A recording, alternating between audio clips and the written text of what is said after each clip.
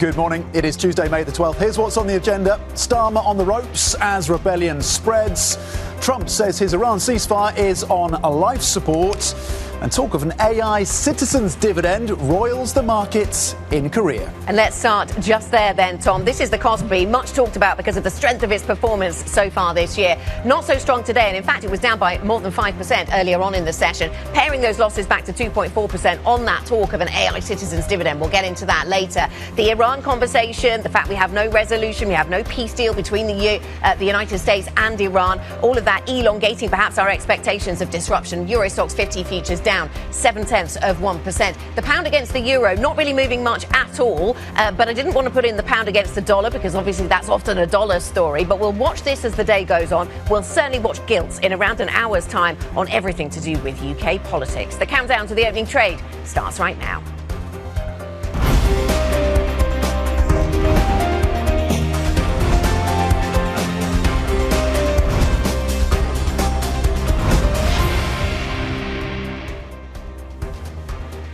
Tuesday morning, good morning. It's 7 o'clock now. The gilt market opens in an hour. We think there's a cabinet meeting. The British press is reporting there is a cabinet meeting here in the UK at 9:30, though I have heard it could be as early as 9. British politics, febrile at the moment. What happens with Keir Starmer? The reset speech yesterday, that failed. Obviously, we didn't get a big reset, and now we've got talk overnight of cabinet meetings, cabinet ministers going in and telling him he's done, it is time to move on, and we've got junior ministers resigning, and we've got a lot of chaos. How do you react if you're the gilt market this morning, I guess, is the key question. Political uncertainty is becoming more of a feature than a bug for UK politics and for the UK market. So a couple of things that we're watching. Yep. You're going to probably say that that's been a feature. I think it's a bug, not a feature. Sorry, a bug, not a feature. It's not a good thing, not a bad thing. A couple of metrics that maybe the markets might be watching. If we get into the granularity of what's happening politically, so we're watching the numbers that could tip that 80-plus number of MPs, of Labour MPs, that could trigger then a formal contest for the seat of Prime Minister. We're currently at around 70 or 71, according to the count. And then to your point around cabinet ministers, we know there's been pressure from at least a couple for some kind of time frame for Prime Minister Keir Starmer to step down. How, if any, resign? Clearly that would be a moment as well in terms of how this steps up a gear. So we're watching those numbers, 70, 71 versus the 80 that are needed, and then potentially cabinet ministers if they were to resign. That cabinet minister meeting happening, to your point, Guy, later today. So those are a couple of things that markets may be focusing on. And of course, yields were up, 9-10 basis points on the 10-year yesterday? Yeah, absolutely. It does seem as if we have a bit of a split in the cabinet. There are some who are urging him to reconsider and to think about the timetable. So the reporting around Shabana Mahmood suggests that maybe she is in that camp. There are others who are maybe more supportive, and some who are said to be, according to our reporting, more neutral on the subject, or not really urging him in either direction. But if you're not taking a stand here, or if you're backing the Prime Minister, it's not necessarily because you want him to stay. Maybe if you want Andy Burnham and you don't want a contest right now, you take that kind of stance. So there's all kinds of dynamics happening here. We'll certainly be watching Wes Streeting, as he's the Health Secretary, and he's somebody who's been preparing for months for this kind of contest. So we'll watch how that develops. And Andy Burnham cancelled a speech yesterday, so there is some expectation that he is working on something. Will he find himself a seat that becomes suddenly vacant, that is solid enough for him to stand in to try and get him into Parliament? Who beats Farage? I asked the question. Who out of these candidates can beat Farage?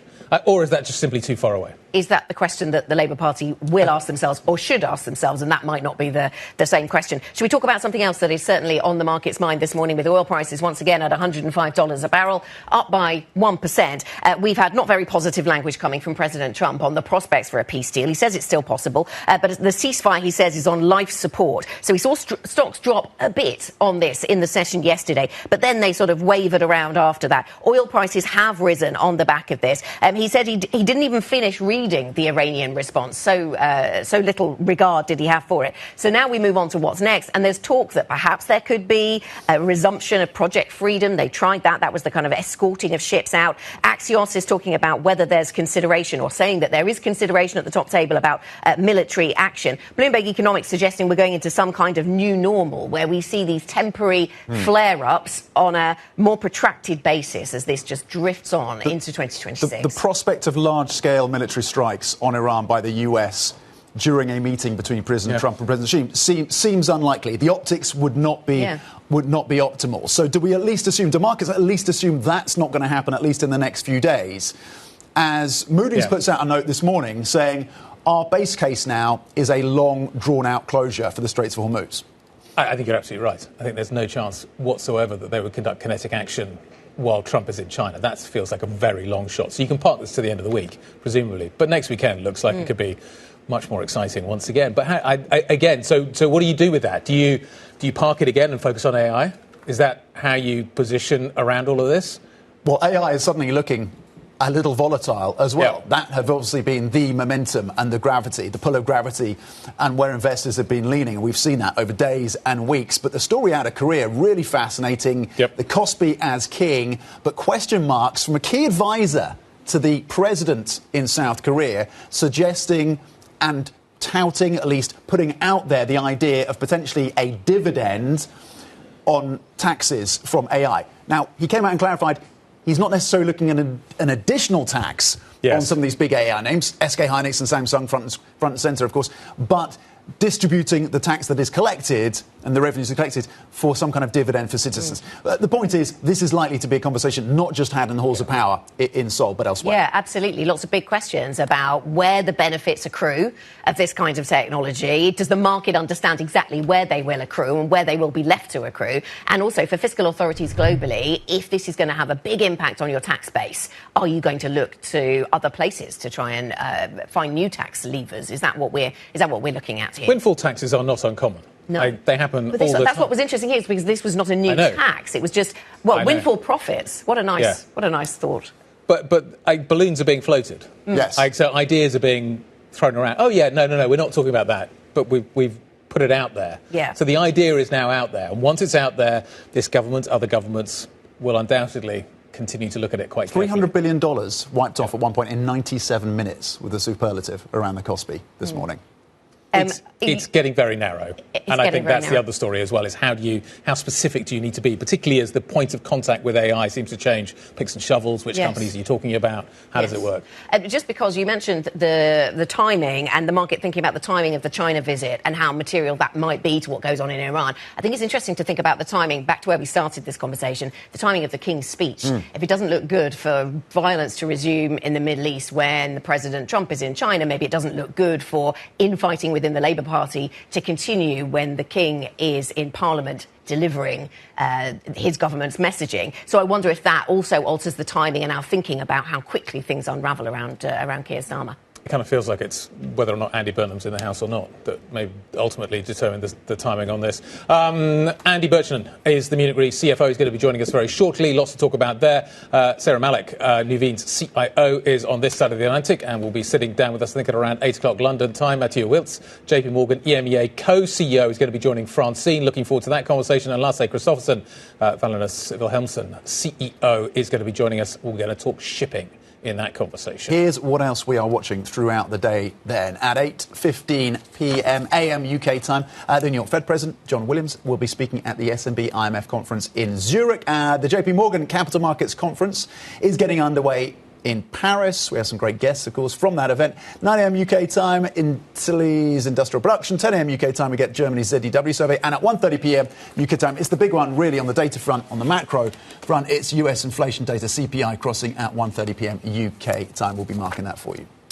What else do you need to know this Tuesday morning? Softbank founder Matthieu is said to have held the talks about unveiling a French AI data centre project with the French President Emmanuel Macron. Bloomberg understands Macron proposed the idea during a recent visit to Tokyo, and the unveiling could come as soon as this month. Sources say Son is considering a multi-billion-dollar investment in France as part of Softbank's global build-out of AI infrastructure. Japan's finance minister has confirmed that her team is coordinating closely with the US Treasury Secretary Scott Bessent on currency policy, signalling tacit approval of Japan's recent and suspected market intervention. Keep an eye on the charts this morning on that front, by the way. Bessent has held talks with Satsuki Katayama in Japan less than 2 weeks after multiple days of suspected large-scale yen intervention. by Tokyo to prop up the currency. Again, I point you to your Bloomberg terminal, dollar-yen, maybe a session chart worth watching. President Trump is set to meet with China's Xi Jinping Thursday morning in Beijing. According to a White House schedule, the two leaders will hold an early bilateral meeting before a state banquet, which will take place in the evening. Trump will be accompanied by more than a dozen US business leaders. However, Nvidia's Jensen Huang is one notable absent, though he has done a lot of miles recently. The lobbying front from Nvidia and Jensen Huang has been intense. They managed to get the H200 chip has been signed off, but it doesn't seem that there have been many shipments into the Chinese market because they're still waiting for approval from China for their own tech companies. But it is quite a signal, isn't it, that Jensen Huang is not necessarily or is not going to be on the plane with the likes of Elon Musk. Does he feel he doesn't need to be? Of Apple. Or it's just, I've been there so many times recently that actually I'm not going to achieve much more than I haven't already have achieved. I just think it's interesting. As recently as last week, I think it was last week, Jensen Huang was saying that he would happily take the invite to be on that plane, to go and be part of that visit. This is such an important driver of revenue for Nvidia. It's not an insignificant number. They had that success on the lobbying front in terms of the bill that was being pushed through, and then the H200. But maybe that level of success has come to an end. Maybe he's run as far as he can on that road, at least for now. Interesting. We've also had some commentary from the Trump administration, from President Trump himself, about what he wants to talk to Xi about. And he's talked about pushing them on Iran. He's talked about Taiwan being on the agenda. He says that the Chinese will want to talk about that, and he wants to talk about that with them. He'll also be talking. There'll be plenty of time for talks and banquets and tea, apparently. So that all lies later on this week. Coming up on the programme, we'll take a look at the stocks to watch at the open, including Siemens Energy, the German manufacturer accelerating a share buyback after a surge in data centre demand. Plus, we'll be speaking to the head of shipping company Wallenius, Wilhemsen, as the Strait of Hormuz remains effectively shut to vessels. They have one shut behind these blockades. We'll get an update. Up next, we will go live to Paris, where JPMorgan is holding its Global Markets Conference. We'll be hearing from Mira Chandon, who's the lender's co-head of Global FX Strategy, Francine Lacroix on the ground to talk about all the global themes from that conference. If you have any questions for our guests, then please do get in touch. IB plus BBTV Go is the function to use. This is Bloomberg.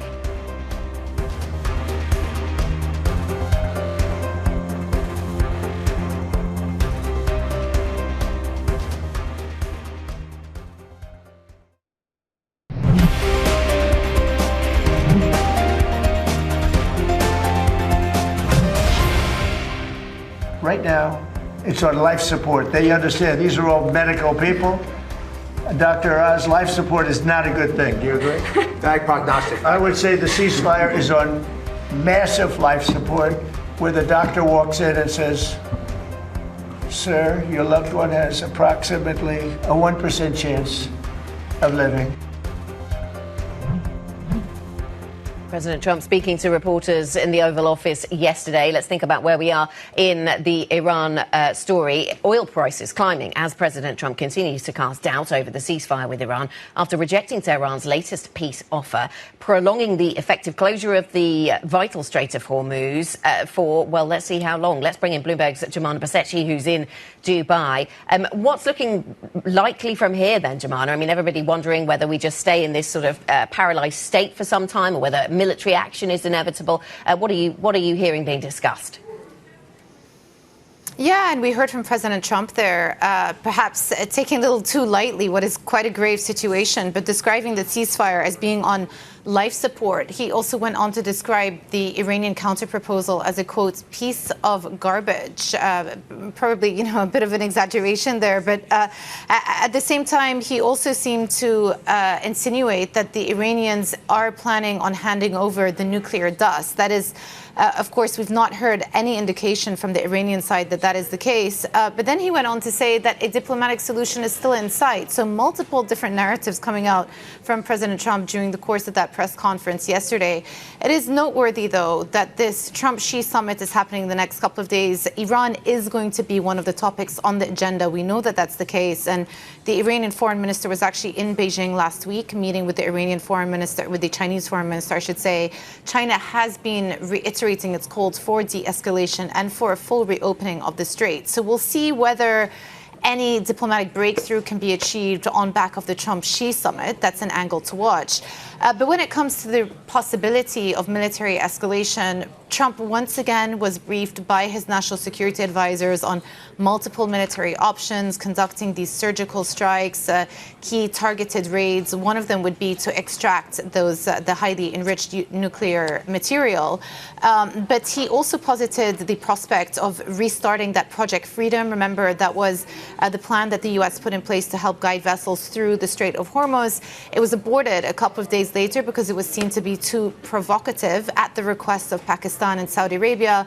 President Trump once again suggesting in an interview with Fox that they may look to restart it again. So clearly the pressure is on the president to find a solution to the Strait and then, of course, address the longer-term issues of nuclear. But let's see whether diplomacy can be given a chance throughout the course of this China-U.S. summit later this week.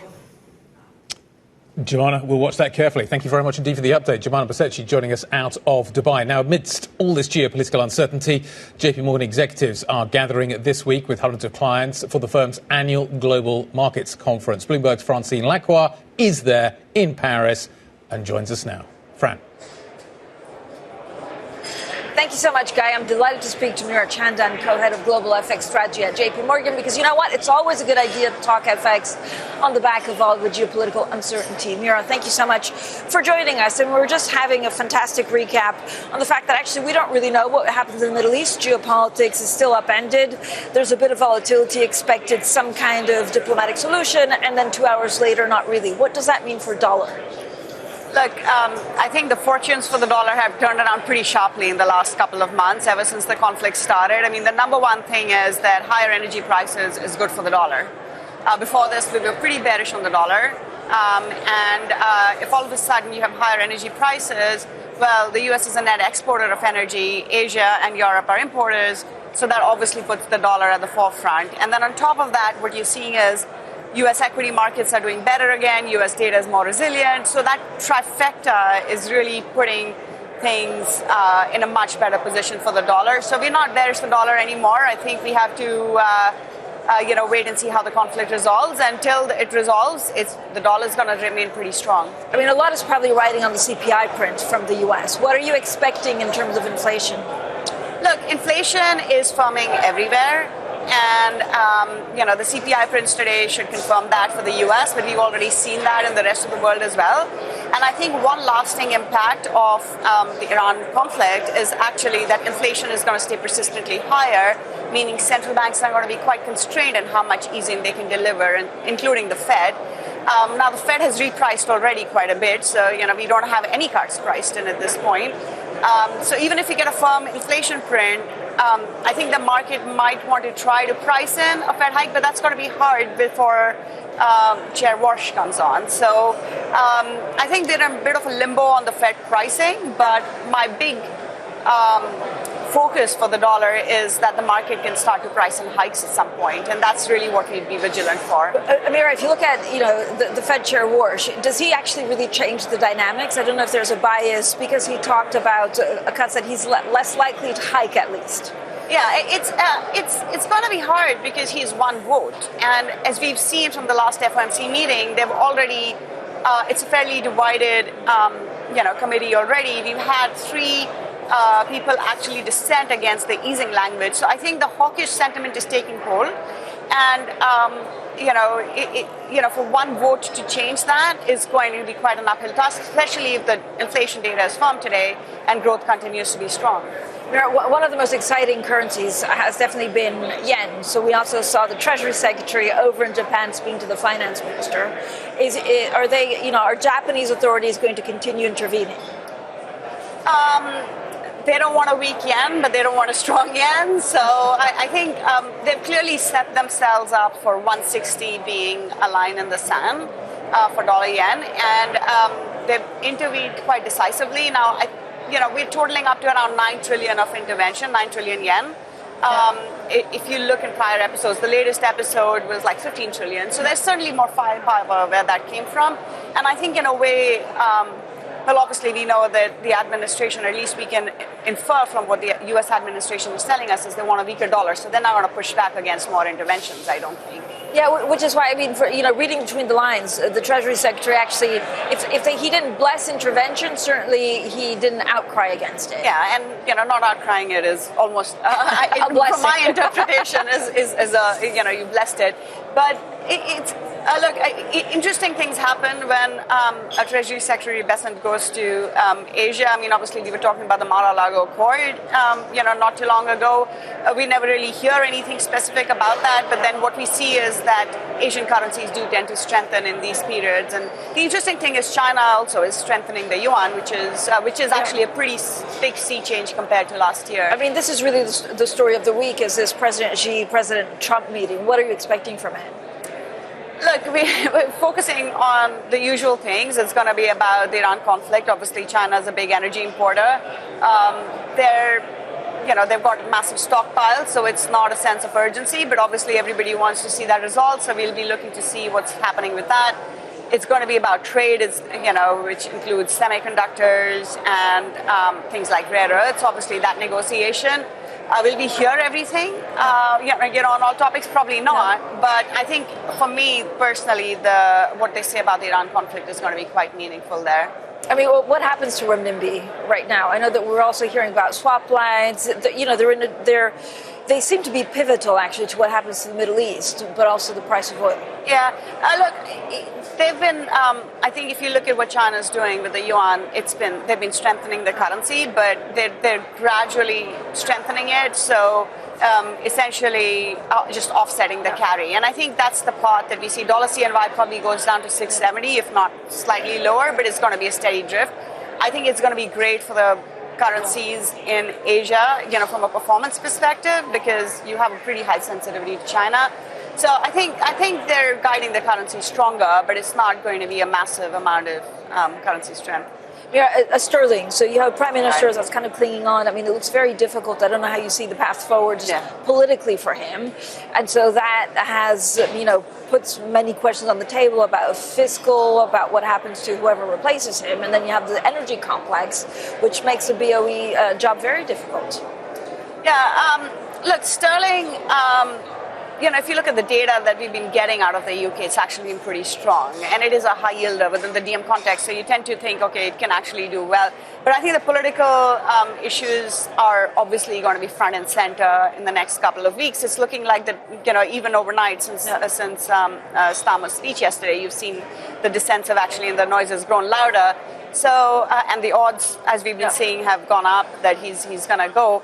I think, that can present a short-term volatility episode in sterling. At the end of the day, if there are increased concerns on the fiscal side, it leads to yield curve steepening, and that tends to transmit over into sterling. So if euro sterling is 86.50, we think that in an adverse scenario, we could get to 89 or something like that. So 2 to 3% of weakness in knee-jerk, and then we'll see where we end up. But, markets usually are pretty good. Bond markets are pretty good in curtailing any kind of fiscal ambitions. We've seen that time and again. So that's my expectation here. But it's too soon to really fade it yet. Yeah. Meera, as always, thanks so much for joining us. Meera Chandan, there, the co-head of Global FX Strategy at JPMorgan. With that, I'm going to send it back to you in London. Of course, we'll have plenty more throughout the day here in Paris. Fran, great stuff. Thank you very much indeed. And JPMorgan's Chase CEO Jamie Dimon will be speaking with Francine at the bank's conference later. So stay with Bloomberg for that conversation, 2:45 p.m. London time. Coming up, we are going to be speaking to Munich Re after first quarter profit jumped 57% on lower claims from natural disasters. Our exclusive conversation with the CFO, Andrew Buchanan. That is next. This is Bloomberg.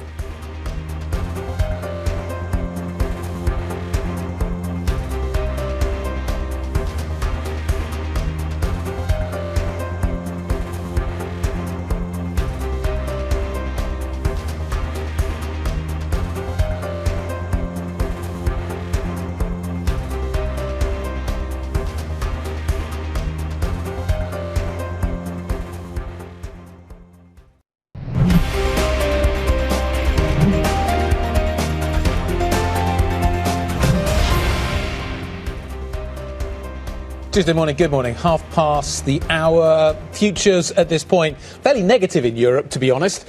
You're looking at down 6, 7, 8 tenths of 1% pretty much across the board. Over in the United States, the picture looks a little bit more benign. You've got the S&P down by 3 tenths of 1%, but the Nasdaq's actually down by half of 1% in terms of current positioning. Yes, so that's the stock picture, expecting some fairly dramatic moves perhaps at the start of trade. Also expecting dramatic moves at the start of the gilt market trade. And here's part of the reason. This is the European bond market story so far. So we have the rest of Europe opening up and actually opening down and yields going higher. We could see through the Asia session that the market was nervous about inflation broadly. That seemed to be part of why we were seeing Treasury yields going a little higher. But certainly over in Japan, we've seen some yields going higher, perhaps for similar reasons, perhaps for very different reasons. But we're up by 7 basis points at the long end over in Japan. So that sets the stage for yields to go higher here in Europe, even before you start layering on the complexity around UK politics. So we were up by 8 basis points on gilts yesterday. Today, we start the European session with Italian BTPs up by 7 basis points. On top of that, what will gilts do in 29 minutes' time? Yes, the setup looks potentially challenged, doesn't it, for gilts and potentially higher yields once again. Let's get back to the earnings story right now, though, before, of course, we get to the UK story later in the hour. Munich Re has this morning reported first quarter profit up 57% on lower claims from natural disasters. Net income of just over 1.7 billion euros was essentially in line with estimates. Joining us is Munich Re's CFO, Andrew Buchanan. Andrew, thank you for your time. You've also confirmed net profit target. You've confirmed that target, 6.3 billion euros this year. What is your level of confidence in that target, given the earnings story that's come through, and particularly in light of a potential downturn in the US dollar? If we get further dollar weakness, is that target challenged? What is your level of confidence in that target right now? Good morning, Tom from Munich. Thanks a lot for having me on.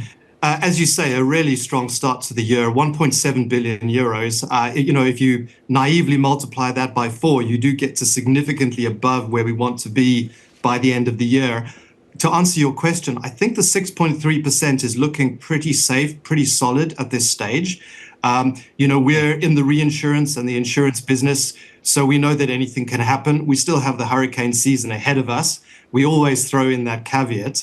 And so the numbers can fluctuate, but I would say at the moment, if you look at the underlying earning power that we have in the business, if you look at the strength of our reserves, and also if you look at the fact that on the investment side, our reinvestment yield popped up quite nicely in Q1, I think the outlook for the rest of the year is pretty solid. Your question about the US dollar is justified because, of course, the weakening of the US dollar that happened through the course of last year did hurt us because a lot of our top line is derived in US dollars. What I would say to you there is our business model is increasingly diversified. And I would say in particular, the less dollar exposed parts of our group are growing nicely. I would also say in terms of pure currency exposure in our P&L, we've actually reduced our exposure, in particular to the US dollar, over the last year. OK, that's interesting on the FX effects. What do you, in terms of volumes of written business, that drop, those volumes dropped a little over 18% in the April period. Does that trend continue, do you think? I don't expect it to continue at that level, to be honest. The number you just referred to, just so that your viewers understand what that means, is specifically in our P&C reinsurance segment, and it relates only to the book of business that we renewed on the 1st of April, which is a relatively small part of our overall portfolio. It's about 11%. And so when you're dealing with a book of business there that isn't particularly large, 3 or 4 contracts can really swing the outcome either way. And we did indeed give up some proportional business, for example, in Europe and in India, which tends to come with high top line volumes. And so when we reduce our shares on those, or where we even walk away from business because it doesn't meet our profitability requirements, that tends to have a disproportionate impact on the top line. So that minus 18% number that you just mentioned, I think will probably get some attention from our analysts today on earnings day, and we'll be talking to them in an hour or two. But I think it's important to keep that in perspective. And I would suggest that the next big renewal date, which is July, the 1st of July, I would expect the underlying market dynamics to be similar, but there's no particular reason to expect the minus 18 number to happen again. Andrew, good morning. It's Guy. Interest rates feel like they're going to be going higher. What do you anticipate you are going to do as a result in the investment portfolio? Good morning, Guy. So actually, this is not all bad for us. We do have to turn our portfolio over. It's certainly more than 10%, maybe less than 20% each year that needs to be reinvested. And the good thing for us is that our reinvestment yield in Q1 really popped up to 4.2%. Which certainly helps us because it means that we can rotate our portfolio into a higher running yield. And I would say the running yield, which we showed in Q1, the 3.5%, is a solid start to the year, but I think we'd all like to see that creep higher a bit, and I think we have the ability to bring it higher. So I would say all else being equal, the attractiveness for us of fixed income, if anything, probably increases a bit. It suggests we can harvest a good running yield while investing in relatively safe assets that match our liabilities. The other good thing being an insurance business is that our newly incurred claims get booked on a present value basis, on a discounted basis. Yeah. So a slight increase in the yield curve actually helps our combined ratio. What is your view on private assets right now? Are you slowing down in terms of your investments into the private asset space, direct lending, what's happening there, particularly to mid-market businesses? Where do you see us in the economic cycle again? Are you kind of rethinking, changing your thinking regarding some of the strategies you've employed there? So for us, we don't consider that there's any need to do a significant rethink at this point, but that's because the class of assets that you're talking about are a really modest part of our overall portfolio, and we're investing at really the higher quality, excuse me, sorry about that, at the higher quality end of the spectrum anyway. So if you break down our portfolio and you look into the alternatives, and then within that you look into illiquid debt, and then within that you look at private credit, which is the part that most people are focusing on at the moment, it's about 1% of the asset portfolio of our entire group. So it's between about 2 billion euros and 2.5 billion euros, which for us is an incredibly digestible amount, I would say. And then within that, we are really investing in the senior secured end of the spectrum. So, more than 90% of what we buy would be senior secured. More than 90% of what we invest in would be paying cash coupons. And it's through very carefully selected funds who also have strong workout capabilities should default rates start to tick up, which we're not particularly seeing in these sort of higher quality tranches that we're currently invested in. So we proceed with all due caution. We're aware of what's happening out there in the world. But as I say, in terms of absolute exposure, it's very digestible, and we are going for the quality assets. Okay, so that's the context around private credit. Can I ask you a big picture question about the role of AI within the insurance sector? I was recently reading some reporting around another insurance, a smaller insurance business, where the CEO was talking about a world with reduced uncertainty as a result of AI, and saying you could see a way that actually reduces cover, that certain people get excluded from cover as a result of reduced uncertainty. I wonder how you think AI plays into an industry that typically is all about pooling risk. Absolutely. I think that's an interesting argument, and there may well be some truth in that.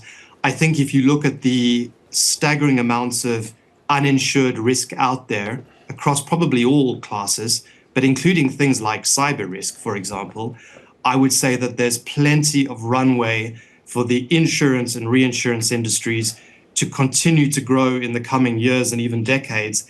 And there's an incredibly powerful social and economic role that insurance and reinsurance need to play. I think the other way of looking at the question is to say, how does this change the way insurers and reinsurers do their business?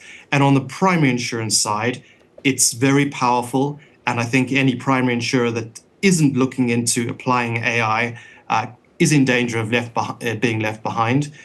Certainly, we have in our Ergo subsidiary things that you would expect, like speeding up administration and processing of accounts. We have a master chatbot for phone call centers that helps to triage phone calls to the right place. All of these kinds of things, which probably you would hear from other organizations as well, I think are absolutely what we need to be doing. And on the reinsurance side, which tends to be much more bespoke, much more customized, one of our proprietary assets is our incredible store of data. And because we have had an AI development program for 5 years or more, we're in the position to be able to train in-house AI models using our proprietary data without exposing them to the outside world and essentially giving up this competitive asset that we have. Andrew, great to catch up. Really appreciate the time this morning and the update. Thank you very much indeed. Andrew Buchanan, Munich Re, CFO, joining us appropriately from Munich. Let's turn our attention to what is happening in London. Keir Starmer striking a defiant tone yesterday, but the knives are now well and truly out. It's about taking responsibility to explain how, as a political and electoral force, we will be better and do better in the months and years ahead. Darren Jones, key ally to Starmer, key advisor to Starmer, saying within the last few minutes on radio that he is going to make a decision on his future. You are looking at a live shot of the door at 10 Downing Street. We will come back to this story shortly. This is Bloomberg.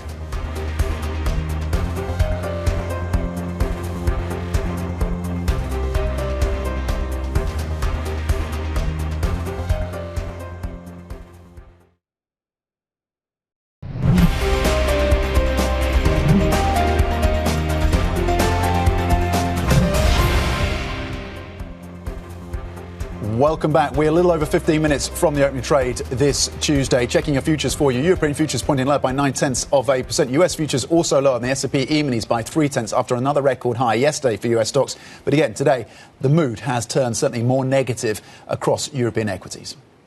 Let's have a look at the pound, because this is an area of focus for us this morning. The pound against the US dollar now down by 0.4%. It's been moved around by other global themes because the dollar has been strengthening. The yen has been really volatile today. But that aside, we are actually seeing a little bit more movement in the pound against the euro as well. So that suggests that there's something more domestic at play here, and certainly there is. The UK Prime Minister Keir Starmer is under renewed pressure after several lawmakers called for his resignation after his appeal for more time fell short. He has pledged to prove critics wrong and resist any move to replace him, saying he has a credible plan to rebuild voter support. I know that people are frustrated by the state of Britain, frustrated by politics, and some people frustrated with me. I know I have my doubters, and I know I need to prove them wrong, and I will. Well, that was yesterday. Now, polymarket traders are betting that Prime Minister Starmer will be forced out by year-end. With rising odds, he is replaced by key rival Greater Manchester Mayor Andy Burnham.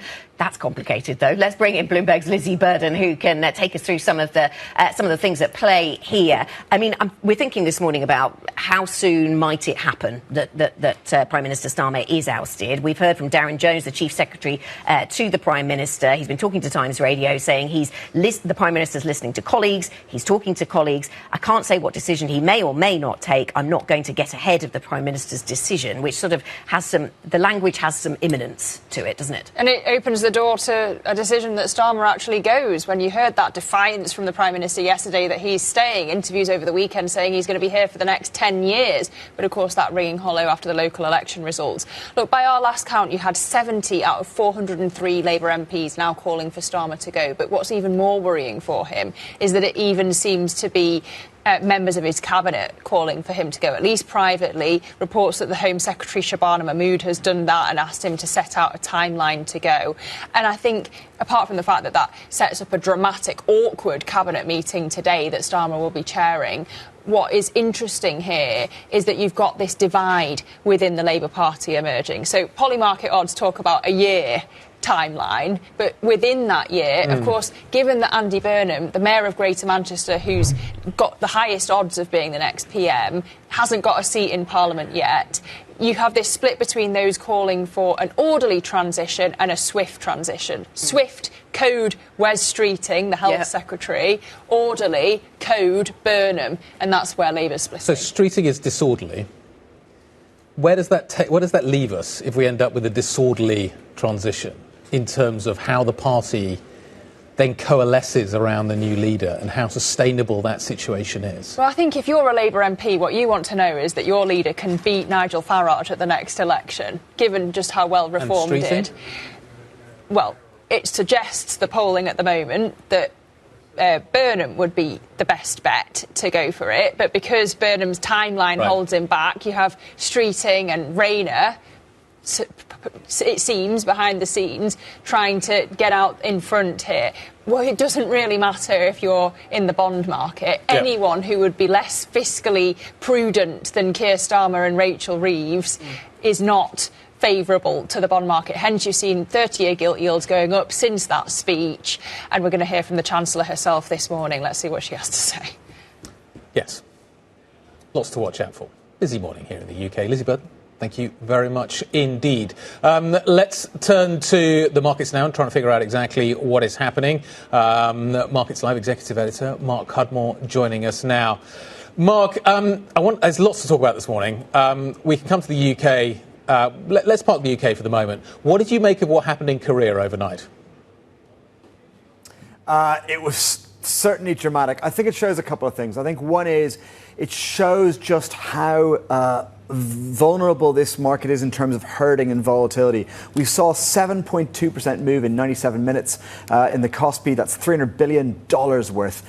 On essentially a misunderstood kind of statement. There was the idea they were going to tax excess profits. What the minister actually meant was that the extra tax revenues they're already making from AI should maybe be redistributed. So it was not about any tax on AI. But you suddenly saw $300 billion wiped out just from the Kospi. And of course the Kosdaq fell as well. Other markets started falling. So you saw hundreds of billions of paper wealth just kind of disappear, vanish quite quickly on a slight misunderstanding. So that shows the kind of market we're in. But it's really, really important to emphasize we're about to go into a load of risk events, and I think short term there's going to be more volatility, more damage, but all these dips will be bought and we will see much higher levels until there's genuinely an AI negative catalyst, and I just don't see that on the horizon. So I think in the short term it reflects, hey, get prepared for even more volatility. Kospi could drop 20% from this morning's high and still be higher than any level seen in history up until 3 weeks ago. So that's pretty scary. That shows the pace of these moves. So expect even more volatility, expect even more big swings, but it's not the end of the market. It's not the end of this incredible bubblish bull market that's going to go absolutely crazy before it ends in tears. OK, the dips will be bought. Mark, as you cast your eye across to Japan then, from South Korea, Scott Bessent coordinating more closely, it seems, with the Japanese. Maybe he's pushing for the BOJ to do more. Maybe he's pushing for the government to give the BOJ space to do that. What is your take of what is happening in terms of relationship between Scott Bessent and his Japanese counterparts, and what that means for the Japanese yen that's been choppy in the session? Yeah, I think there's probably two takeaways. One is we seem to have survived the visit. I'm not sure whether we're still going to get more headlines or takeaways, but I think there hasn't been too much dramatic apart from that close coordination. But yet we saw the dollar yen really move quite dramatically, which shows how jittery traders were about that meeting. So I actually think that's one of the risk events that seems to be out of the way as we move on to the China events next. OK, and before that, the Gilts open, Mark. I know you're geographically a long way away from this, but this volatility in UK politics falls into a market where yields are already on the rise, which perhaps something we need to keep in mind. Yeah, I actually think this could become globally relevant because, we have a lot of concern globally about long end yields. And that's a long-term story. It's not a short-term story, but gilts might suddenly make it a short-term story. So it might make it another risk event in the short term. I think there will be contagion if gilts really kind of sell off again. What is interesting probably on that story is gilts have seen quite a large reaction so far. Sterling is only just starting to get in the move. So if this gets worse, you'd expect that sterling is where there's probably more catch-up to be done and then spill over into the rates markets. I don't think gilts itself is where the risk-reward is. Bloomberg Markets Live, Executive Editor Mark Cudmore. Mark, thank you. Let's get your stocks to watch this Tuesday and bring in Chloe. Chloe Melly, what are you looking at? Good morning, Tom. Siemens Energy is going to be in focus this morning after it said that it will be accelerating its buyback this year after very strong orders from data center customers. So the company had actually already raised its outlook just a few weeks back because it is benefiting from this growing demand for energy infrastructure as billions and billions are being poured into AI and into electrification as well, part of that kind of growing cohort of companies companies like ABB, like Schneider Electric, benefiting from this AI-driven demand. And if we look here at this 1 year share price chart, we can see Siemens Energy has had a very steady upward trajectory, but there might be even further to go this morning on the back of that update. Moving on to another German company that could be moving higher today, and that is Bayer, that has reported better than expected profit, thanks in part to a really strong performance in its crop science unit. This comes at a very critical time for that company, given that it is still dealing with this litigation problem around its Roundup weed killer. So we'll see how the market reacts this morning to those really strong earnings, even though we still have this legal overhang.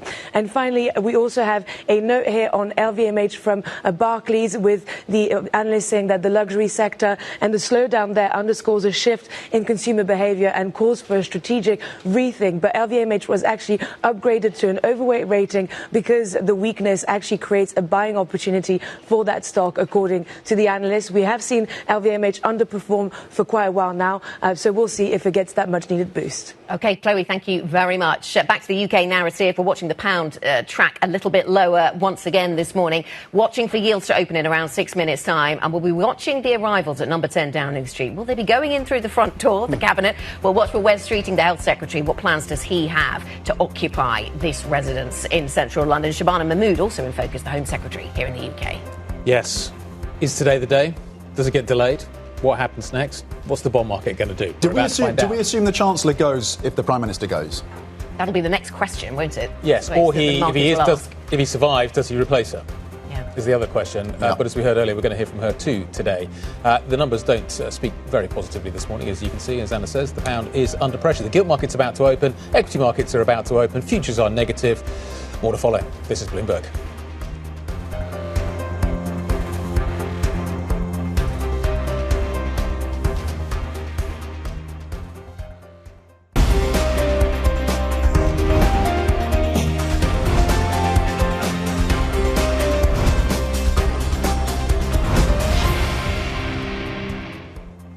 Tuesday morning, good morning. Monday didn't deliver a great deal on either side of the Atlantic when it came to equities, at least the mainline indexes that we watch so carefully. Stock 600 kind of drifted sideways. Similar story for the S&P, to be brutally honest. This is the session you saw. Remember, Friday we gapped higher and then kind of went sideways. Yesterday we just went sideways.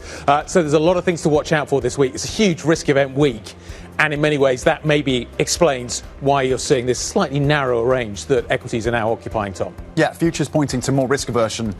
To your point, across the European space yesterday, with the gainers came basic resources and energy. On the downside, you had the luxury stocks. We'll see how that dynamic shifts today. Basic resources under a bit of pressure. Energy is going to be strong, potentially on the back of high oil prices once again. European futures, though, pointing lower by more than 1%. FTSE 100 futures looking to drop 92 points.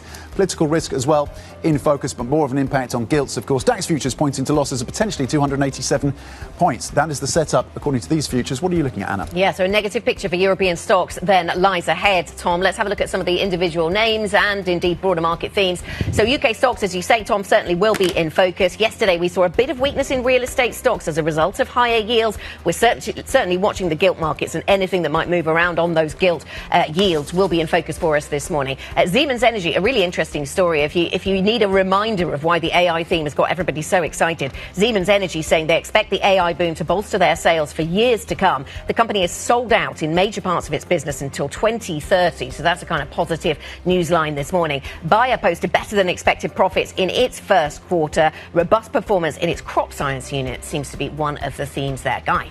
OK, here we go. Let's take a look at the session that we are about to get.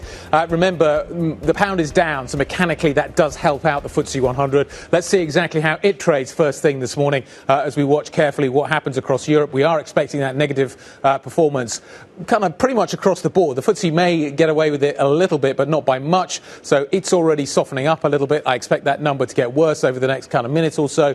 In terms of other markets around Europe, 7, 8, 9 tenths of 1%, maybe even 1% down in some of these markets, I suspect, this morning. Stock 600 is down by 6 tenths of 1%. FTSE 100 is weakening. It'll be interesting to see the division this morning between kind of domestic stocks and more internationally focused stocks and how they perform. The CAC is down by 1%. The IBEX is down by 1.2%. So certainly seeing some significant weakness there. There's some interesting stocks actually out of the German market this morning. Anna was raising Siemens Energy this morning. We'll see how it trades this morning. The AI story is still there and ever present. present when it comes to even Europe, and we'll see how that trades once we get the DAX open. But the FTSE is now pretty much in line with everything else, down by circa 1%, slightly worse maybe than what futures were pointing us to a little earlier on, Tom. Across the sectors, you're currently seeing the biggest losses coming through for basic resources. You've seen softness in the silver price and in copper, and you're seeing losses in that sector, 1.8%. So the biggest losses coming through right now, at least, for the basic resources space. The banks as well under pressure, and that's reflected in the FTSE 100 as well, with the likes of Barclays down around 3%. So banks currently down 1.9%. Every single sector in negative territory right now. Chemicals is showing the most resilience, but even that is down 0.3%. Also energy as well, despite higher oil prices. Energy is currently down 0.3% as a sector, even as you see Brent around 105 right now.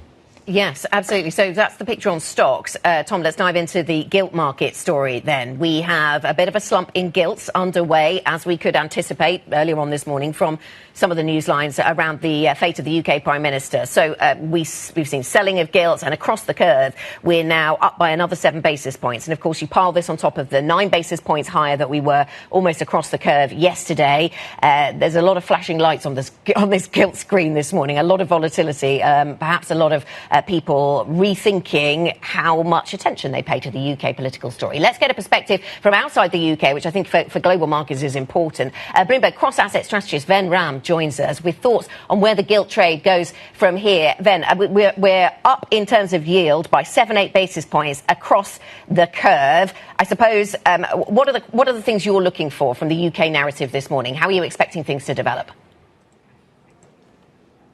Morning, Anna. I think that, the most crucial thing from the bond market perspective is going to be whether Starmer goes, and if he goes, what happens to the Chancellor's position. Now, Rachel Reeves has been fiscally very disciplined as a Chancellor. So I think that even with her at the helm, the 30-year yield, which is the barometer of sentiment towards UK assets at the moment, that has surged 100 basis points since the time she took office. That is twice as much as treasuries have risen. So clearly the gilt markets have been underperforming. And just as your board showed, the 30-year yield is now at 575. That's the highest since Tony Blair was in office. So I think that, that will rhyme with the Labour taking office and investors punishing gilts. But it's not a political question. It's a question of financial fiscal rectitude. And that is the question that investors will be asking today more than ever before. Ben, can investors assume that the sell-off in gilts can also constrain the aspirations of any potential contenders for the Prime Minister's role? Absolutely. I think that, there have been suggestions among candidates that, look, the bond market, we are not going to be in a hawk to the bond market, but I don't think those are valid dismissals. I mean, once they come to office, they will know the lay of the land, and they will know the reality of that Downing Street, of ruling from Downing Street. I mean, when the bond market sends you a message of distress, it's not a signal to be overlooked, and anyone who overlooks that has a heavy political price to pay. Ven, is this a global story or is this a UK story? It is very much a UK story at the moment, Tom, because if you look at, if you look at just yesterday, if you look at bonds, they were fine. If you look at treasuries, they were doing fine. I mean, treasuries have got other challenges, but not this particular bout. So I think that it is going to be very much a political risk premium that is being embedded into UK assets. At the moment, we are not seeing it in the pound, but I think that the markets are underpricing that risk. Ven, thank you very much. Ven Ram, Bloomberg cross-asset strategist, helping us get focused on the gilt market trade this morning. Let's widen our lens and bring in some analysis from Sarah Malik, who is Chief Investment Officer over at Nuveen. And I'm pleased to say, joins us here on set in London. Really good to see you. Good to see you. Thanks for being with us. So we've started our programme this morning really with a focus on gilts because we see another jump in gilt yields.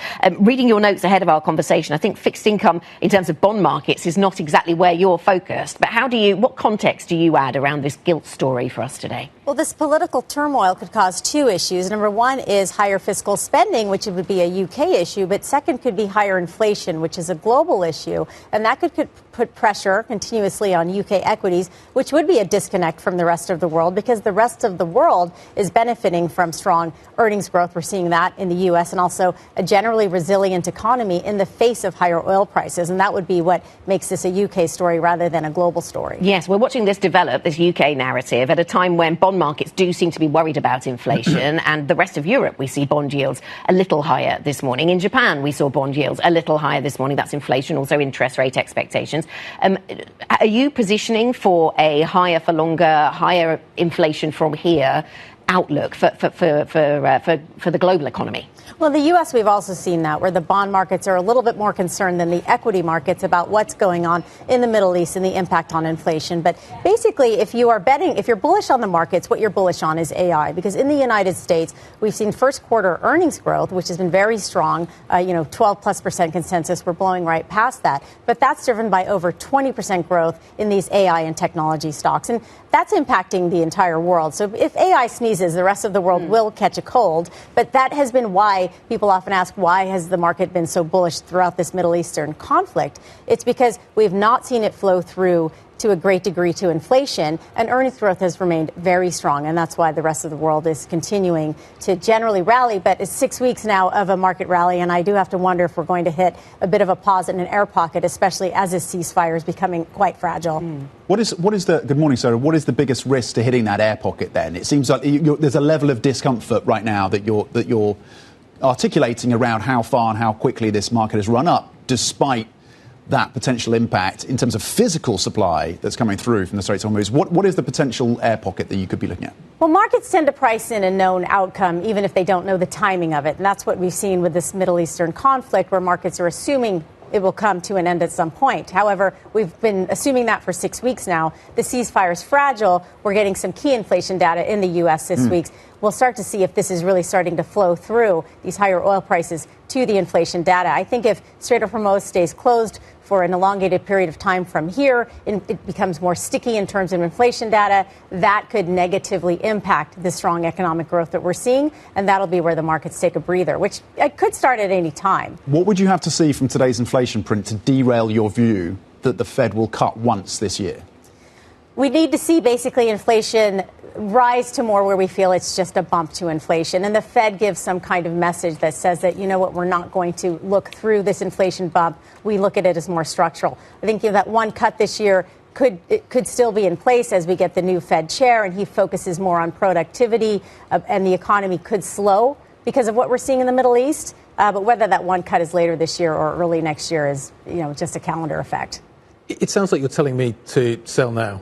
Is that the case when it comes to tech? Well, I think market timing is tough. We are actually big AI bulls, so I don't think we should be betting against technology because that is the driver of the markets. It is challenging, though, to step in and buy after the markets rallied for 6 weeks, especially with tech earnings behind us, which were arguably very strong. Our question is, what's the next catalyst? First quarter earnings are basically behind us. Now we're waiting for the Middle East ceasefire to either continue or to break down. That makes it a little challenging for us to say what's the next catalyst to take the markets higher. But if there was a dip, you'd buy it? That's what we've been seeing. We've been seeing this since the COVID pandemic. A lot of FOMO with the markets, people holding trillions of dollars of cash on the sidelines. And what you tend to see is a lot of intraday buying whenever the markets dip. So if there was a slight dip in this market, we'd step in and buy. Okay. So do you think that the AI boom is going to be negative for jobs? I'm listening to what you're saying about the Fed, and you do expect to see one cut. And part of that, I think, you attribute to negative developments in the jobs market, which you anticipate from here. So is that going to be AI driven? I also saw you're flagging that, tech capex is contributing 38% to US growth, which is a staggering number. That's capex, and some of that will create jobs, some of it might not. We haven't seen AI impact the payroll markets yet. We just got another strong data point out of the U.S., which is now 2 months in a row of very strong jobs data. I think the impact on the job market from AI is actually overblown. AI is an enabler, but humans are going to be the differentiators when it comes to AI. So it's about making sure that you're reskilling, staying relevant in terms of what your skill set is, using AI to your advantage to help make you more productive. I'm not as concerned that there's going to be these massive 30-50% cuts to jobs that some of what we hear in the media. I think that's overdone. So just to pick up on Anna's point about sort of capex and your point about liking tech, big tech has gone from being asset light to being asset heavy and increasingly debt fueled. That's a different beast than what it was. Is that a worry? History tells you that capex heavy businesses, that investment tends not to deliver the kinds of rates of return that you would normally expect from an asset light business. The degree of return on investment of the hundreds of billions of dollars that's been spent on AI capex is the main question in terms of, what does it mean for AI for the future? Yes. And we're seeing it's not only, if there is a bubble, it's not just an AI-specific Mag 7 bubble. This is now going across utilities and data centers and other areas. However, we're not seeing that as a bubble yet. We're watching the ROI closely. Supply and demand will not always match. There'll be a lot of impactful spending up front, and demand may take time, and there may be air pockets in demand to meet that supply. But over the long run, I think AI is here to stay. Sure. It's going to have a massive impact on the economy. So you'll close your eyes 5-10 years from now. If you own these stocks, you're in a great spot. There's going to be periods 6 to 9 months, even a year, where the stocks may be a little bit more volatile because the amount that's been spent may not exactly hit the ROI that the markets expect. Okay. No. I was watching Guy Johnson's eyebrows through that response. Were they telling a story? Is a key monitor.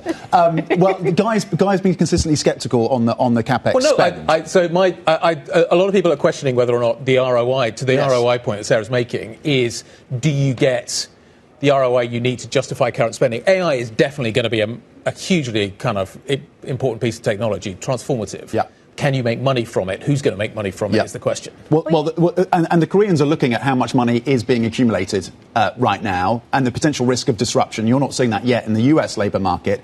But I guess the question of focus for us today has been what's happening in the Kospi and this conversation about whether or not there needs to be some kind of dividend, at least redistribution on some level of the AI profits. Is that something longer term that investors need to start thinking about? Is that a conversation that you think will start to percolate through the halls of power more broadly?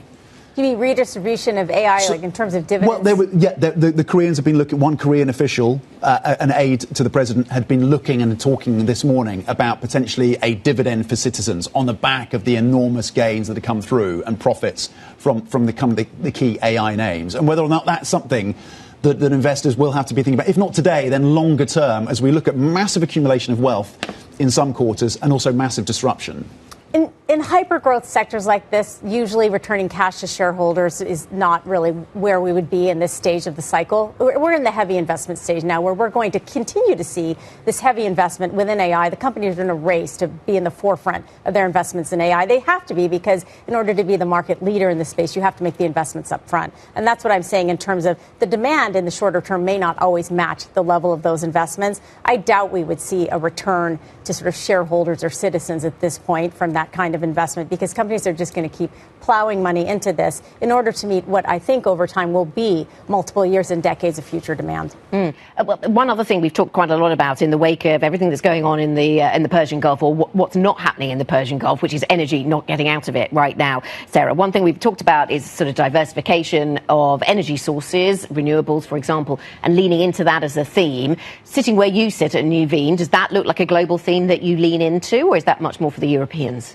It's been a global theme since before the Middle Eastern War. The continued shift to renewable energy is very important, and energy independence is very important. This war brings that even more to the forefront. I think that trend will continue over time to areas like wind and solar and other sources of energy that countries want to have. We've learned this from the pandemic, too. Energy independence, supply chain independence. We've learned that over time, when there are issues either due to the pandemic and shipping or due to the Middle East war, it can really cause a negative impact on your economy. We haven't seen that yet from the Middle East war, but it could happen over time. So I think that's a global issue for countries to say, how can I become more energy independent? Great to see you. Thank you for coming to see us. The time zone probably isn't lining up for you this morning, so great to see you so early here in London. Nuveen CIO Sarah Malik joining us on these global markets. Let's look at the call 6 this morning, what is happening out there. Not a particularly great morning for European stocks. You can see that writ large across the board that you've got in front of you here. It's interesting that actually ASML is in some ways outperforming a market elsewhere that we are seeing weakness, as to a certain extent is the luxury space. What else are we watching? Close here with the details.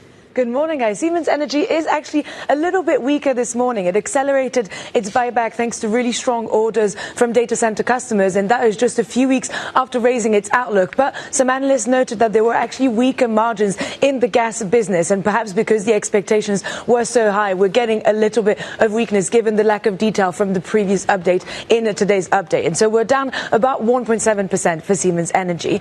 UK banks are also weak this morning after JPMorgan note saying that if there is a leadership change in the UK, those banks could face higher taxes. And so we can see some of that caution feeding through into Lloyds, Barclays and NatWest this morning as the political instability in the UK worsens more and more. It's also, staying in the UK, also not so good for Vodafone, which has actually had pretty solid results with good cash flow, but actually some deterioration in the German business. And that is important given that the company has had a strategic pivot to really focus on the UK and Germany as key markets. And so a little bit of weakness in one of those main markets is not been taken very, very well. Moving on to Bayer, which is actually in the green this morning after stronger than expected profit, as that was driven by its crop science unit. And we're up about 4%. This is actually a bit of a needed win for Bayer, given that it's still dealing with all of those litigation issues around its Roundup weed killer. And so we're up quite strongly there. And finally, KBC, the Belgian bank, is down after taking higher than expected provisions. We're down about 3.4% this morning. It is joining the likes of BBVA, Deutsche Bank, all of those other banks that throughout this earnings season have been booking higher impairments because of the financial impact and the potential financial impact of the Iran war. So we're a little bit weak there this morning as well. Chloe, thank you very much indeed. Let's get back to the gilt markets right now and check in what's happening, underperforming their European counterparts with yields up across the curve by around 8 basis points. The 30-year at 5.76 right now, yields up 9 basis points there. The 10-year closing in, of course, to 2008 levels in terms of the sell-off. 5.08 right now on the 10-year, yields up again, close to 9 basis points. So it's a pretty pronounced sell-off on the political risk here in the UK. Yeah, you wonder where this goes in the short term and the longer term, don't you? What's the short-term trajectory? We've got the King's speech due tomorrow. That would be pretty complicated if the government was falling apart at the time that the King was in the Houses of Parliament delivering what would be the government's agenda for the next year. And so does that stall things in the very short term? Does the gilt move stall things? Does it add a moment of pause and reflection for people who are calling for change here? We'll see. I don't think the House is sitting today, which is interesting. So therefore, that firmly puts the focus on this door here. Number 10 Downing Street is where the attention is firmly focused this morning. We have a cabinet meeting, which starts in about an hour's time. So I just think we're going to see arrivals. What do you think? Like sort of the next half an hour or so? Unless they sneak in the back door. Sneaking in the back. It's opening. Here we go. People turning up for work. That's a newsworthy event, I'm sure. I think it probably is. But we'll certainly keep an eye out for the Health Secretary, Wes Streeting, who's been thought of as planning a leadership challenge for some time. Also, Shabana Mahmood, according to our reporting, calling on the Prime Minister to set out some kind of timetable. Both of them will be around that cabinet table this morning with the Prime Minister, which could get awkward. 8:18 here in London. Coming up then, a dramatic $300 billion fall for the Kospi at one point of the trading day, at least today, after a policymaker talks of a tax-funded AI dividend for citizens. Details next. This is Bloomberg.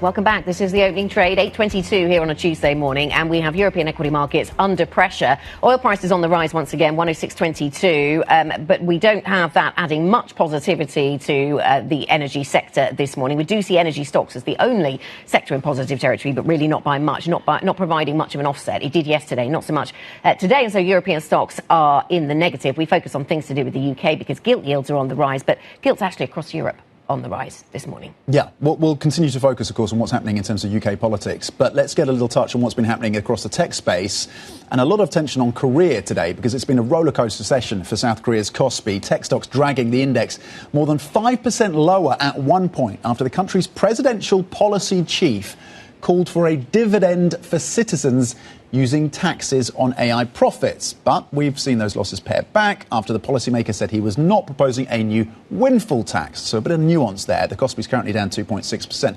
Let's get more with Bloomberg senior strategist Neil Campling. Neil, just talk us through what exactly happened in the Korean session.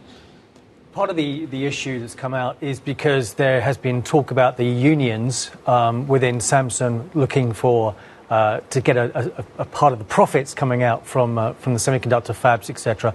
So it was seen, I think, as a political motive. So let's talk about potential, a dividend being paid, and then realising actually, problem is when the market then fell 5%. The sudden remembrance that the Kospi index is massively retail geared in terms of a lot of retail investors. So actually it may have been a bit of a faux pas to come out with such an idea in the first place.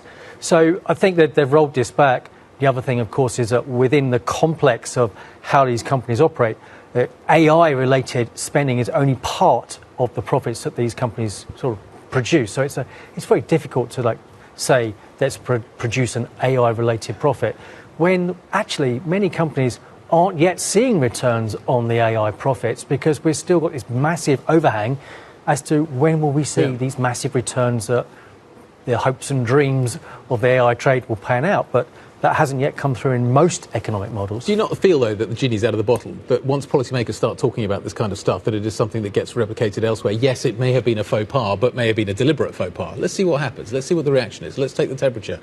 And other politicians are going to look at this and go, this is something that maybe we need to consider as well. You've only got to listen to the debate in the press talking about this. It's out there. It's going to become something that governments are going to want to debate. I think, personally, I think policy is the greatest handbrake on innovation, and actually innovation always wins out. If you can imagine in California there being that kind of policy, then again it's forgetting the fact that many tech companies have these super high margins because actually they're paying employees fairly low wage rates because it's all geared in terms of stock options and how many NVIDIA millionaires are there out there. So I think it may seem like a policy noise that's being made, but I think actually for other governments to sort of follow suit and these kind of things, I think it's misplaced personally. Okay, and I wonder whether, thinking about the way that this tech narrative around AI rubs up against fiscal policy and governments and regulation, I mean, we're heading towards the midterms in the States, aren't we? And will that change the narrative out of the US around regulation of big tech? I mean, that must be something that some investors are starting to think about. It's an interesting question because actually the whole idea of tech being kind of becoming a political item in the agenda has gone away somewhat in recent months, for sure. So it is something that may come back to the fore again. But on the other hand, in many times of those White House meetings you've seen often, the big CEOs of big tech companies sort of looking to be seen as being on side. And actually without big tech... Pivot. I think so, yeah. And without big tech... US is geared around big tech, and without the AI move, then in the US, US Inc. looks very different. The US government has quite a lot of debt and a fairly big fiscal hole that it has to fill at some point. How it does that remains to be seen. Neil, nice to see you.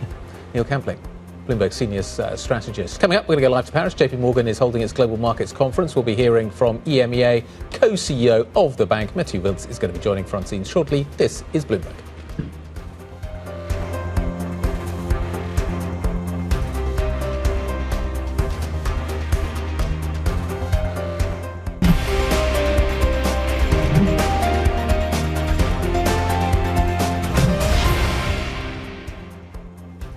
This is the opening trade. Happy Tuesday. We're 30 minutes into today's session. So risk off across equities, and you're seeing bonds selling off as well. Across the benchmark, losses of 0.9%. President Trump saying the ceasefire with Iran is, quote, on life support. So we continue to watch the geopolitics and the closure of the Straits of Hormuz and the impact there. The DAX is currently down 0.8%. The CAC current is also lower by 44 points. And here in the UK, political risk is also a factor. Certainly you're seeing that across the banking space. Across the index, losses of 0.8%. Energy is providing modest support. The last time I checked, that sector was up about 0.2. Guy has the breakdown, though, for you in terms of the details and a bit more depth. Guy. Volume's actually quite high this morning, which is interesting, which tells you a lot about what we're seeing in terms of the sell-off you've just outlined, Tom. In terms of the ratios, it's basically 4-1 in terms of what you're seeing on the downside to the upside. So certainly Europe is under a little bit of pressure this morning. It's reasonably broad pressure as well, and it's being backed by that volume narrative. Let's talk a little bit about where we're seeing some of the gainers this morning. Buyers out with numbers. Those numbers are being received well. Bayer out of Germany, up by 5.23%. Crop Science, interesting there. EQT raising the offer for Intertek. That stock is up quite nicely. Oil stocks are also high. You can see that certainly at the top of the board, up by 1.43 when it comes to BP this morning. In terms of the downside, let's talk about what we are seeing here. Siemens Energy, despite the numbers, is under pressure, as is Lloyd. So let's start there. This is the read across, you could argue, from what we're seeing in the Gilts trade into the UK banking sector. Lloyd's down by nearly 4%. Siemens Energy is down by 1.61. Prosus is down by 6.5. But that UK gilt connection into the banking sector, I think, quite interesting this morning, Anna. Yes, certainly one we'll keep on watching. Let's get an update then, Guy, on some of the other stories we're covering this morning. President Trump said the ceasefire between the US and Iran was on, quote, massive life support after he rejected Tehran's latest peace offer. Iran responded to the US peace proposal by demanding a lifting of Washington's naval blockade and sanctions relief while maintaining control over traffic through the Strait of Hormuz. President Trump has not indicated whether the US would resume military attacks on Iran, as he previously has threatened if the Islamic Republic's leadership didn't agree to his terms. The German Chancellor Friedrich Merz is seeking to reverse his government's fortunes by getting an ambitious reform agenda back on track. Merz's Christian Democrat-led Conservatives and the Social Democrats will meet later today to try to find consensus on a plan to overhaul the country's tax and pension system. The coalition's future remains in focus after a previous crisis meeting ended in acrimony, and a recent bonus package was blocked by Germany's upper house of parliament. And the yen strengthened sharply earlier on in trading versus the US dollar before falling back during a visit by US Treasury Secretary Scott Bessent to Japan. Japan's finance minister has confirmed that her team is coordinating closely with Scott Bessent on currency policy, signalling tacit US approval of Japan's recent suspected market intervention. Tom. Yeah, more lines and more detail on those meetings between the US Treasury Secretary and his counterpart and the Prime Minister as well, to your point, in Japan. So Scott Bessent has been speaking to the press after his meeting with Takaichi, and he says the relationship with Japan is working very well. Here's some of the key lines. He said that the strength of the Japanese economy will be reflected in the FX rate. This at a time, of course, around speculation that the Japanese have been intervening to support their currency. Scott Bessent also saying that global high yields are as markets price in inflation. We both believe excess volatility is undesirable. Scott Bessent saying both sides believe excess volatility is undesirable, and has great confidence in Ueda, the governor of the Bank of Japan, of course, to guide the BOJ to success. And we know a summary of views from the BOJ signalling that a rate hike is potentially on the cards at the next decision. Seems to be moving in that direction quite quickly, doesn't it? OK, let's get some analysis on what is happening here. I want to take you back to Paris. JPMorgan executives gathering this week there. Hundreds of clients also with them. It is the firm's annual Global Markets Conference. Francine Lacroix is there. Francine, over to you. Good morning, Guy. It's always good to be in Paris. It's always good to be at a JPMorgan conference. So guess what? We have 2 in 1, and I'm delighted to be speaking for an exclusive conversation with Matthieu, JPMorgan EMEA Co-Chief Executive Officer. Matthieu, as always, thank you so much for giving us a little bit of your busy schedule. There's a lot going on. There's a lot going on in geopolitics. There's a lot of uncertainty. Now, you said at the start of the year that actually the M&A and IPO market was doing okay. Is it still the case? Yeah, no, it's still the case, and as you've seen during the results of the first quarter, I think it's been a good activity for most of the banks, with a lot of M&A, a lot of ECM activity, a lot of DCM and leverage finance as well. So it's been a booming quarter. The pipeline is still very solid, so there is uncertainty, and we are assessing the situation every day. But when we talk to clients, the appetite for business is still very strong. When we talk to investors as well, they have a lot of cash to deploy. So I mean, fundamentals are there for a decent performance, I would say, for the coming months. Has anything changed because of the war in the Middle East? Not really, and you see the performance of the stock markets has been, clearly resilient. We've done several IPOs as well. The demand has been very solid. We know that there are big IPOs as well coming in the market, especially in the US. That's not the new news, but so I mean, it's interesting to see that for, I think, the first time we have such a big conflict with limited impact on the market, and the business confidence remains pretty strong. Now, it's true that we have impact on the commodity markets, and we see that in prices, and so we'll see for how long we'll have that conflict and what will be the impact on the long term. But for the time being, I would say this is quite reassuring. I mean, do you think that there's a danger that it's because the market, if not complacent, they think it ends, more quickly than it actually will? I mean, that's the question we hear as well, and I think, it's hard for clients to position themselves in that current environment. It's like, do you take a lot of risk or do you stay in a cautious mode? I think we have to be ready for every scenario. So that's what we do as well. And we looked at the conflict, but we look also at inflation. We look at the level of government bond debts. I think that's also one big factor. We look at what will be the impact on growth. So there are a multitude of factors that we are assessing every day.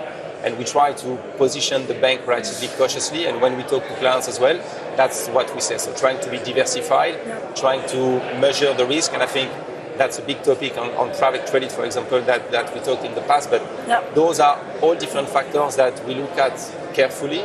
We assess. We like the underlying risk. There is no change there. But it is clear that we see sometimes a bit of volatility and a bit of questions. So, Matthieu, talk to me a little bit about, JPMorgan has this resilience fund. So this is the idea because geopolitics is much more pronounced. We don't really know what happens.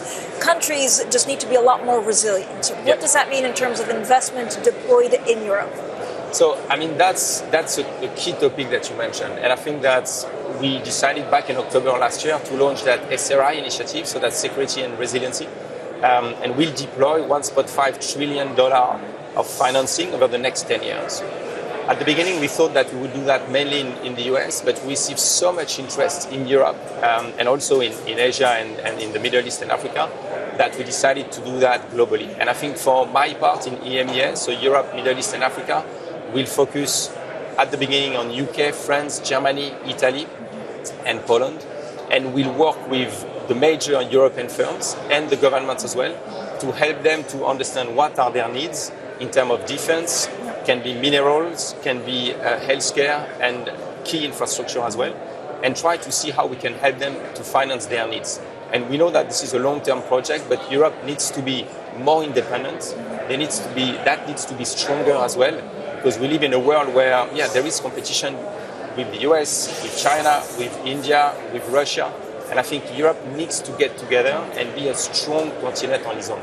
And it's good to hear that now I think the political landscape is changing as well. We see more and more political people talking and trying to move into that direction, having a stronger Europe and more independent. So that's the objective of SRI and what we want to achieve with that. Matthieu, we had a story last week actually saying that JPMorgan traders that had moved to Paris because of Brexit, some of them are coming back to London. What does this mean? So, as you know, we moved a lot of people to Europe after Brexit. We are fully committed to Europe. Now we are, clearly assessing the business as we do, regularly. There is no change. So I think the objective as well for us is we have a big hub in Europe, we have a big hub in London, we have a big hub in New York and in Asia. People can move all around, and we do that when we discuss as well with regulators. But we are fully committed to Europe. We are hiring. We continue to hiring significantly in Europe. There is no change there to be clear. There's a lot of political news in the UK. We're kind of all on tenterhooks to see what happens if the Prime Minister stays. Could it change your plans for JPMorgan in the UK? I don't think there is any idea of change at the moment, and I think it's clear that the situation, is evolving. We are, assessing that, which is exactly the same in many countries in Europe as well. So I don't think we can say that in any country in the world today there is kind of no volatility or on that side. So I think as we do, we try to assess the positive and the negative. I think for us, we are in Europe for more than 200 years, and we stay there on the long term. So our objective is to stay close to any party that will be in power, try to have a dialogue, try to explain why they need a strong financial system, why they need strong banks as well. And that's true for JPMorgan, but also having strong European banks. That's something key for the future of Europe and one of the first pillars of having a strong Europe. So that's also something that we spend time to explain and try to for those individuals to understand the rationale of having such a strong sector in finance. Matthieu, how much should we worry about private credit? So, we look at private credit. Private credit is a business that we've been doing for 150 years. So it's not new for JPMorgan. We like the underlying, we like the credit business. Now, we've seen a lot of liquidity coming in. As you know, and Jamie mentioned the issue we had with Tricolor and the cockroaches, but that was designed to JPMorgan, and we've done a full review of that. We are comfortable with the position we have. Now, as I discussed before, what is important is to have diversification in your business. Like in any business, that's true for private credit, but could be true for also other businesses. If you are too concentrated on one underlying or one industry, there is a big risk. And what we see today in private credit, the issues are coming from those problems, either fraud or risk concentration under very specific underlying. So at JPMorgan, we try to be diversified, but clearly we like the credit business, we like private credit. We think that on the long term, it's a good business, but we have to be diversified and have a bit of cautiousness in those markets. Matthieu, thank you so much for joining us today. That was Matthieu Wiltz, EMEA Co-Chief Executive of JPMorgan. With that, I'm going to send it back to you in London, Guy, and we'll have plenty more throughout the day here in Paris. I shall look forward to all of that. Enjoy Paris. Francine, thank you very much indeed. And we are basically drumbeating towards the big interview a little bit later on. Jamie Dimon's going to be joining Francine at the Banks Conference. Looking forward to that conversation. 2:45 p.m. London time, 3:45 Paris time. OK, before that, we're going to discuss the ongoing disruption to global shipping from the Iran war, of course, with the CEO of logistics company Wallenius Wilhemsen next. That's coming up. This is Bloomberg.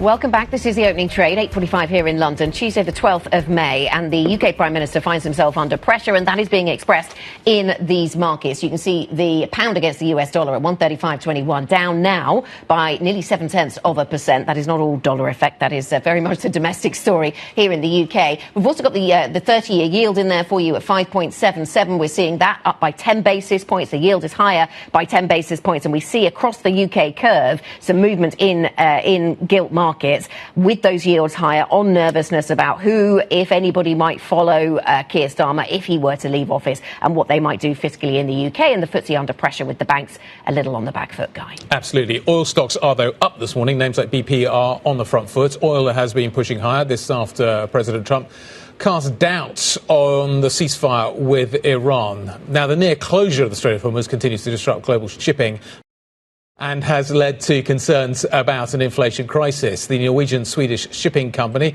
Wallenius Wilhemsen, has one vessel remaining in the Strait. The company's CEO, Matthieu, is with us now. Good morning. Good morning. Nice to see you. So you got one ship there? Yeah, we have one stuck inside the Gulf, still sitting there since the war broke out. And then we have a ground staff of around 50 people running logistics operations for the region. Yes. Have you attempted to get it out? We have, of course we have attempted, and we have had several processes looking at it, but the situation is that the vessel is relatively safe where it sits. Our first priority is the safety of the crew, and they are feeling safe where they are, and that means that a transit has to be less risky than staying where we are, and for now we have not considered that being the case. Is there what are the costs that you accumulate as a result of that, having it sitting there? I mean, it's only one vessel, but I'm sure there are extra insurance costs. One vessel out of 130 is not many, maybe. But what's the sort of limiting factor for you? So, no, I mean, to be honest, for us, this is not really directly affecting us that much. Our main concern is with the crew and their safety and well-being. And the costs are not that big for us. So the issue is the opportunity cost. Of course, we'd like to use that vessel. We need to replace it. On the other hand, the Middle East represents, in our segment, around 10% of the global demand. So obviously, and there are no vessels going in, so the total demand should have been lower for vessel, which is not because of the Chinese enormous export booms of cars and equipment, and that's really driving demand, and we're still sold out. And that's what you carry a lot of, cars, equipment, and the like. Right. We heard from President Trump yesterday that he is thinking about resuming Project Freedom, which was to escort vessels out of the Gulf. What would go through your mind? What would you be thinking? What decisions would you have to make if that were an opportunity that the company could take? Number 1 to 10, that's safety and the safety of the crew. And as I said, the situation is now that the vessel is relatively safe where it sits. So it has to be a less risky option. And normally in these decisions, what I do is I picture, would I put my son on that ship? And if I would, then we can sail. If not, I wouldn't. So in a way, you need to personalize it. We don't think that a military escort system would ever be able to compensate for that risk. So most likely, for the majority of the vessels to get out, and certainly start coming in, we need a ceasefire that's lasting, and also safe trading lanes. Nobody really knows where it's safe to trade through the strait right now. What are your assumptions about how fast it would take to open? If a deal was struck today, how quickly it would take to reopen the strait? I mean, commercially and operationally, very quickly. So the issue is around the safety assessment and whether there are safety threats. I think that could go relatively quickly as long as there is a defined safe route. So the second we have a defined safe route for vessels, they are lined up and they could exit quite fast.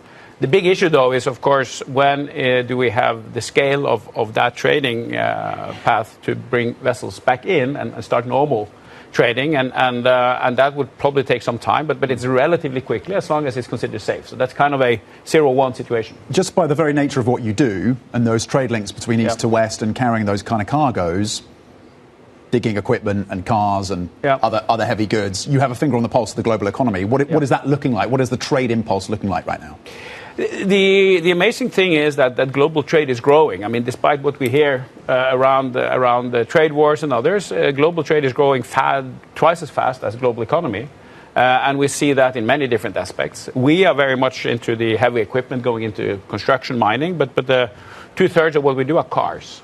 And what we are witnessing now is this enormous innovation, technology and manufacturing push out of China.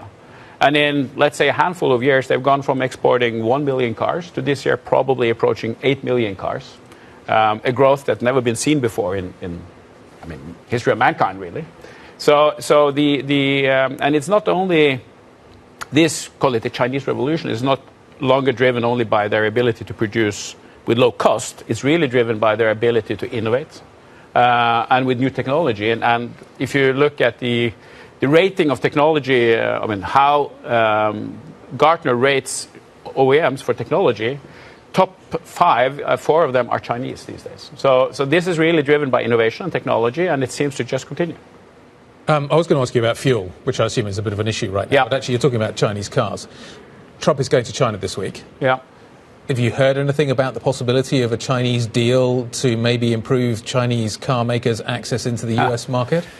We have not, and this is a very, of course, very political theme. Today, there are hardly any Chinese cars sold into the U.S. market. Every other, Korea, Japan, Europe has access, but China has not. If you watch this industry over time, in the end, technology wins. So if you have the better technology, you will get market access somehow at some point. Whether that will happen now, it's just speculation. We have no input of that, but it would probably be a slow start because they are very much focusing on protecting their automotive industry in the US. It's great to see you. Thanks. Come back anytime. It's really useful to get this kind of input into what is going on. Lasse, thank you very much indeed. Lasse Kristoffersen, the CEO of Wallenius Wilhelmsen, in the shipping story. Quick check on what's happening with the UK story right now. Gilt yields are certainly climbing. We've got 30 years at very elevated levels this morning. Let me show you a quick live shot of what is happening in Downing Street at the moment. We are anticipating the start of a cabinet meeting very shortly. Arrivals, therefore, probably underway. I haven't actually personally seen any of the cabinet arriving yet, but I'm sure they're either on their way or inside the building. Let's talk about how this is all going to play out. UK banks are certainly taking it on the chin this morning as a result of the turbulence we're seeing. M Live's Winner Conningham joining us around the table. Gilts climbing. We're seeing double-digit gains, particularly the 30-year gilt yield hitting the highest level since 1998, that benchmark that we sort of keep reaching. This is, times of acute political uncertainty. It's where we'd expected to see it expressed, but I think actually what's worrying as well is we're seeing the pound falling, currently at session lows, biggest sort of drop in, over a week. Yep. The two falling together really is quite a negative signal. And that's as inflation concerns are rising as well because of geopolitical pressures. So there's a lot going on there and none of it is good. We're watching all of these news lines drop in. I mean, it is worth noting that this news falls into a market where yields are on the rise more globally as well. Certainly the European context, you've got Italian BTP yields up by 8 basis points, and the UK typically does move more than others. We've seen that many times, but the market is already worried about inflation. We've got oil prices up at 106, up by more than 2%, as if to sort of bring together the two things we're dealing with: UK political uncertainty and inflation concerns emanating out of what's happening in the Middle East. Well, exactly, and we're seeing the Bank of England, bets on what the Bank of England are going to do, creeping up again today, moving sort of towards 3 rate hikes. That's also happening for the European Central Bank, as those inflation worries are expected to impact monetary policy decision. But as you say, it is particularly an acute concern for the UK. We are a net energy importer, therefore more exposed to prolonged energy price shocks. So that's probably playing a lot of the part of the lower end of the bond yield curve rising. But then we've got this political risk at the end, at the longer dated end, which is also really weighing. And I think it just seems to be a fairly indiscriminate sell-off, because we're actually seeing similar moves in all bond durations, which is quite an unusual thing to see. But of course, that is what is happening in Europe as well, to a lesser degree today. Well, the banks are being hit hard this morning. So Barclays is the biggest loser across the FTSE 100, down almost 4%, 3.9%.